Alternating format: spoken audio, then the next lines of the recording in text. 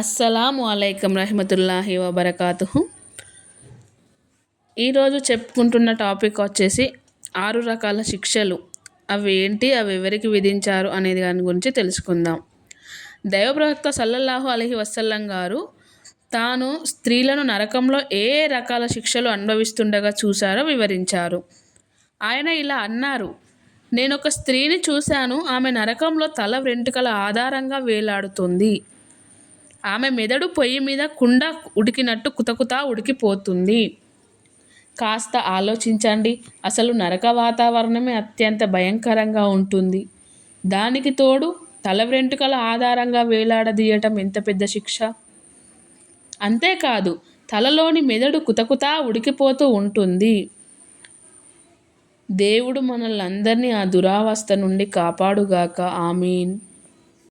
అసలు ఆ మహిళకు ఆ శిక్ష ఎందుకు విధించిండ్రు, ఆ శిక్ష విధించడానికి గల కారణం ఏంటి ఇప్పుడు తెలుసుకుందాం. దైవప్రవక్త సల్లల్లాహు అలైహి వసల్లం వారు 6 రకాల శిక్షల గురించి చెప్పిన తర్వాత ఆయన కూతురు ఫాతిమా రజియల్లాహు అన్హా వారు ఇలా అడిగారు: నాన్న, వాళ్ళు ఏం తప్పు చేశారు, ఎందుకని వారికి ఆ శిక్ష పడింది అని అడిగారు. అందుకు దైవప్రవక్త సల్లల్లాహు అలైహి వసల్లం వారు ఇలా సమాధానం ఇస్తూ చెప్పారు: మెదడు కుతకుతా ఉడికిపోతూ శిరోజాల ఆధారంగా వేలాడబడి ఉందని చెప్పానే, ఆమె తల మీద ఆచ్ఛాదన లేకుండా, అంటే తల మీద దుప్పట లేకుండా నగ్న శిరోజాలతో బయటికి పోయేది. తన శిరోజాలు పురుషుల కంట పడకుండా జాగ్రత్త వహించేది కాదు. అంటే మన జుట్టుకి కూడా, మన హెయిర్స్కి కూడా, తల వెంట్రుకలకు కూడా పరదా ఉంది. ఈ సందర్భంగా చూసుకుంటే పరదా ఆచ్ఛాదనం అంటే ఇప్పుడు మనం మన పరిసరాల వైపు, మన చుట్టుప్రక్కల జరుగుతున్న దానిపై దృష్టి సారిద్దాం. మనకేం తెలుస్తుంది? పైన హదీస్లో పేర్కొనబడిన చెడు పని మన ఇండ్లలో, మన పరిసరాలలో రోజురోజుకి ఎక్కువైపోతుందని తెలుస్తుంది.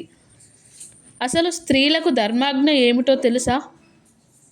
వారు తమ శరీరంతో పాటు శిరోజాలను కూడా ఓణితో కానీ మరే వస్త్రంతోనైనా కానీ కప్పుకోవాలి. ఎందుకంటే స్త్రీ శరీరంలో ముఖం మణికట్టు వరకు, చేతులు పాదాలు మినహా మిగతా శరీరం అంతా అవయవాల కిందికే వస్తుంది. మిగతా శరీరం అంతా ప్రైవేట్ పార్ట్స్ కిందికే వస్తుంది అంట. నమాజ్ చేసేటప్పుడు ఆ అవయవాలన్నింటినీ వస్త్రంతో కప్పి ఉంచటం చాలా అవసరం.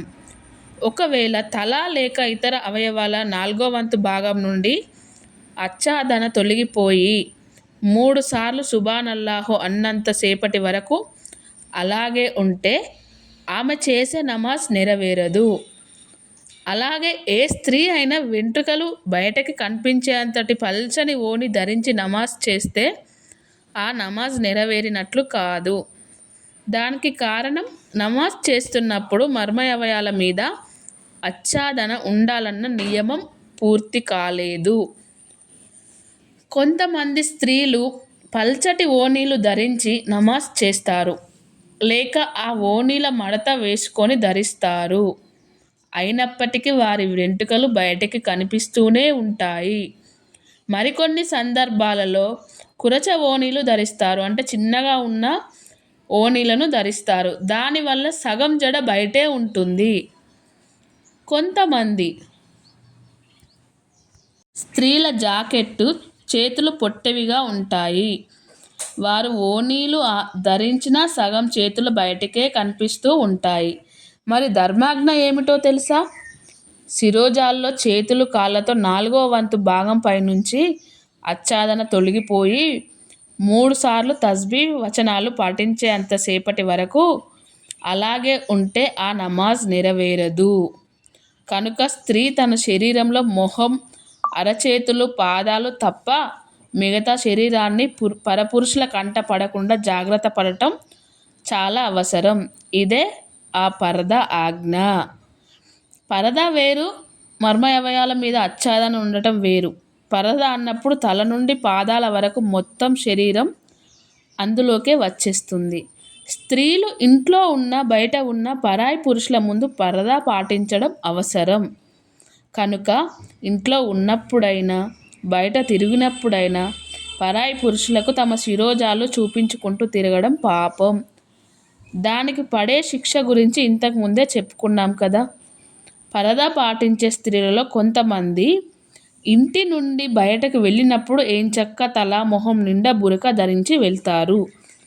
కానీ ఇంటికి వచ్చే ఇతర పురుషులు పరాయి పురుషులుగా భావించబడే బంధువుల ముందు మాత్రం వారు సరైన విధంగా పరదా పాటించరు. వారి ముందుకు వచ్చినప్పుడు తల మీద ఆచ్ఛాదన కూడా ఉండదు. మెడ భాగం మోచేతులు బయటికి కనిపిస్తూనే ఉంటాయి. చివరికి ఉదరం మీద కూడా సరిగా ఆచ్ఛాదన ఉండదు. కొంతమంది స్త్రీలు చీర కట్టినా కూడా వారి కడుపు వీపు అంతా బయటికి కనిపిస్తూనే ఉంటుంది. ఆ స్థితిలో వారు తమ మరిదులు, పెద్దండ్రి కుమారులు, పినతండ్రి కుమారులు, మేనత్త మేనమామ కుమారుల, పెద్దమ్మ పిన్నమ్మ కుమారులు ముందుకు ఏమాత్రం సంకోచించకుండా వెళ్తూ ఉంటారు. మరి చూడబోతే ధర్మశాస్త్రం వీళ్ళందరి ముందు కూడా స్త్రీలు పరదా పాటించాలని ఆదేశిస్తుంది. పరాయి పురుషులకు స్త్రీ శిరోజాలు కూడా కనిపించకూడదని అంటుంది. ఇంట్లో ఉండే పరాయి పురుషులు ఉదాహరణ మరుదులు మొదలగు వారి ముందు ఎల్లప్పుడూ పూర్తి పరదా పాటించటం కష్టమే. అదిగాక వారు ఇంటి సభ్యులే కనుక చాలా ఎక్కువగా వస్తూ పోతూ ఉంటారు. అలాంటి పరిస్థితిలో స్త్రీ పరపురుషుని ముందు ఆమె అతనికి వదిన అయినా లేక మరదలైనా ఒక మందటి వస్త్రాన్ని నుదిటి వెంట్రుకల నుండి జడ మొత్తం కనపడకుండా కప్పుకోవాలి. నమాజులో ఓణి కట్టుకున్నట్టుగా కట్టుకోవాలి. కాళ్ళ పిక్కలు కూడా కనబడకుండా షెరాయి లాంటి వస్త్రాలు ధరించాలి. ముఖ్యంగా కాళ్ళ పిక్కల గురించి ఎందుకు చెప్పాల్సి వస్తుందంటే ఈ రోజుల్లో పిక్కల వరకు దుస్తులు ధరించి తిరగటం ఆడవారికి ఫ్యాషన్ అయిపోయింది. ధర్మం దాన్ని ఎట్టి పరిస్థితుల్లోనూ సహించదు. స్త్రీలు ఇంట్లో ఉండే పరపురుషుల ముందు ముఖం అరచేతులు పాదాలు మాత్రమే కనపడే విధంగా ఉండాలి. ఇంట్లో వారి ముందు పని చేసుకున్నప్పుడు కూడా ఇలాగే ఉండాలి.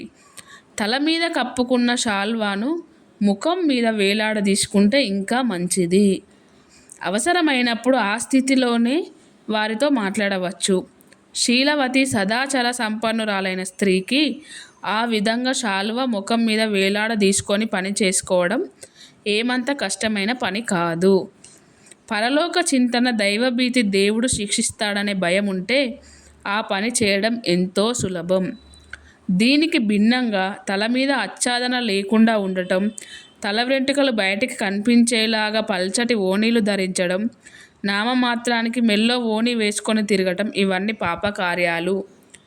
ఈ రోజుల్లోనైతే కాళ్ళ పిక్కల వరకు వస్త్రాలు ధరించే దురలవాటు ఫ్యాషన్గా చెలామణి అవుతుంది. కనుక ఇలాంటి పరిస్థితుల దృష్ట్యా ఇండ్లలో ఉండే పరపురుషుల ముందు కూడా మనం ఓణి వేసుకొని కప్పి ఉంచుకోవటం చాలా అవసరం. జుట్టుని ఇంటి నుండి బయటికి వెళ్ళినప్పుడైతే మనం ఆచ్ఛాదన లేకుండా తిరగటాన్ని ధర్మం ఎట్టి పరిస్థితుల్లోనూ సహించదు. కానీ ఈ రోజుల్లో ముస్లిం స్త్రీలు ఇండ్లలో ఉన్నప్పుడు ప్రవర్తించే ప్రవర్తన కన్నా బయట తిరిగేటప్పుడు ప్రవర్తన ఇంకా నీచంగా తయారవుతుంది. బయటకి వచ్చేటప్పుడు వారికి పరదా బురక లాంటివి ధరించాలన్న ధ్యాసే ఉండదు.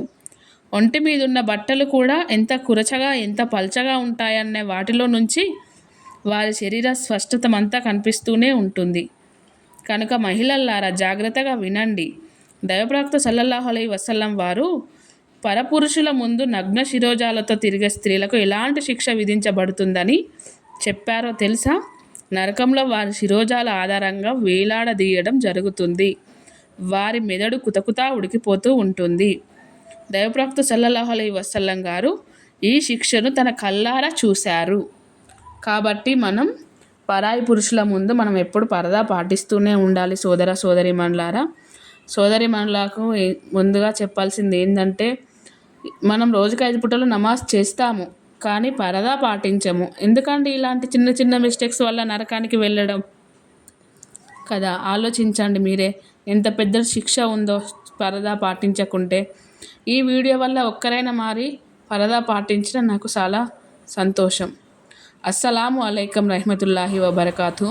మీకు నాకు వినే భాగ్యం కంటే ఆచరించే మహాభాగ్యాన్ని ప్రసాదించుగాక. ఆమీన్. ఇస్లాంని సులభతరం చేయుగాక. ఆమీన్. నా ఛానల్ ఫస్ట్ టైం చూస్తున్నట్లయితే లైక్ చేయండి, షేర్ చేయండి, సబ్స్క్రైబ్ చేసుకోండి.